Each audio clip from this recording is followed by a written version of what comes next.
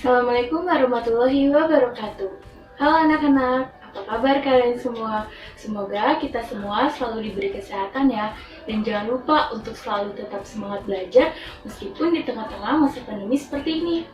Nah, sebelum kita memasuki pembelajarannya, alangkah baiknya kita berdoa dulu. Jadi, jangan lupa untuk berdoa ya. Nah, anak-anak di sini siapa yang suka membantu ibu memasak? Ayo. Siapa? Semuanya pasti suka membantu ibu memasak ya. Nah, kira-kira ada yang tahu nggak nih, kenapa kompor yang digunakan ibu untuk memasak dapat menghasilkan api? Kenapa? Karena ada gas LPG. Betul sekali, karena ibu menggunakan gas LPG sebagai bahan bakar untuk kompornya. Kemudian, ada yang tahu tidak apa bahan baku dari gas LPG ini? Jadi anak-anak, bahan baku dari gas LPG ini adalah minyak bumi. Nah, jadi pada video pembelajaran kali ini, Ibu akan membahas mengenai minyak bumi. Untuk kompetensi dasar yang akan kita pelajari pada hari ini yaitu menjelaskan proses pembentukan dan teknik pemisahan fraksi-fraksi minyak bumi serta kegunaannya. Untuk indikatornya bisa dilihat di sebelah sini ya. Nah anak-anak, jadi minyak bumi ini merupakan minyak mentah yang berwujud cairan dan juga berwarna hitam. Nah yang pertama, Ibu akan menjelaskan mengenai komponen-komponen dari minyak bumi.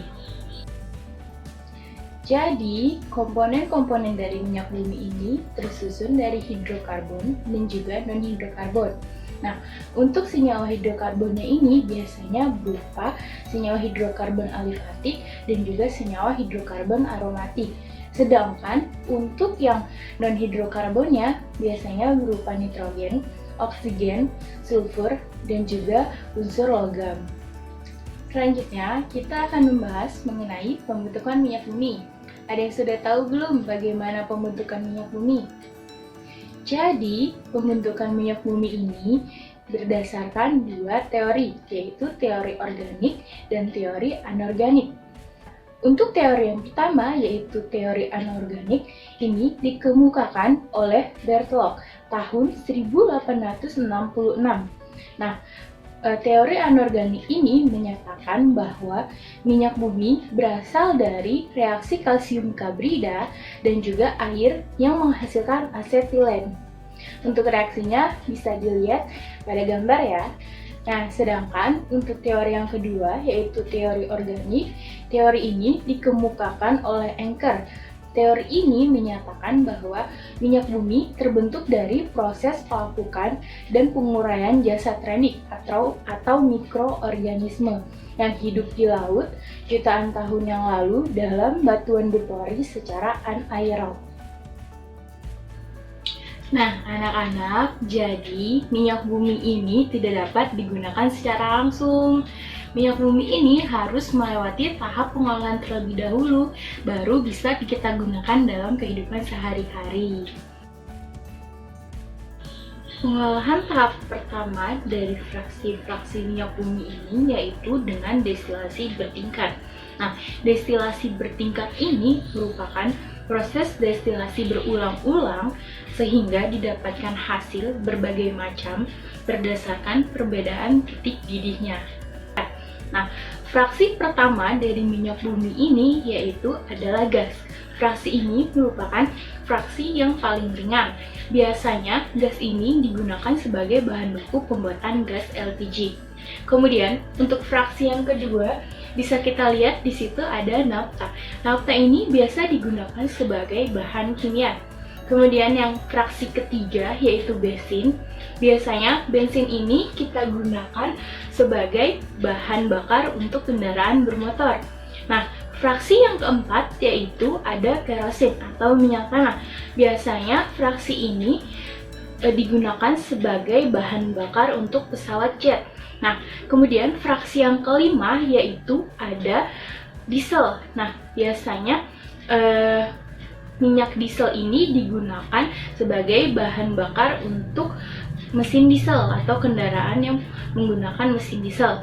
Nah, Untuk fraksi yang terakhir yang memiliki titik didih paling tinggi, bisa kita lihat di sini ada yaitu residu. Residu ini biasa digunakan sebagai bahan baku untuk pembuatan aspal dan juga atap rumah. Setelah melalui pengolahan tahap pertama, minyak bumi ini melalui pengolahan tahap kedua. Nah, pada pengolahan tahap kedua ini dilakukan berbagai proses lanjutan dari hasil penyulingan pada tahap yang pertama. Yang pertama itu ada proses perengkahan atau cracking.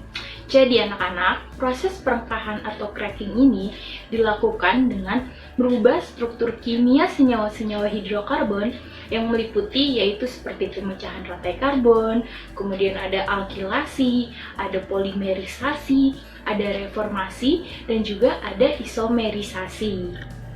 Yang selanjutnya yaitu ada proses ekstraksi. Nah, pada proses ekstraksi ini dilakukan pembersihan produk dengan menggunakan pelarut sehingga didapatkan hasil yang lebih banyak dan juga tentunya mutu yang lebih baik. Yang ketiga ini ada proses kristalisasi. Jadi, pada proses kristalisasi ini dilakukan pemisahan produk-produk melalui perbedaan titik cairnya. Nah, anak-anak, yang terakhir dari pengolahan tahap kedua minyak bumi ini yaitu ada pembersihan dari kontaminasi atau disebut dengan treating. Nah, pada proses sebelumnya sering terjadi kontaminasi atau pengotoran.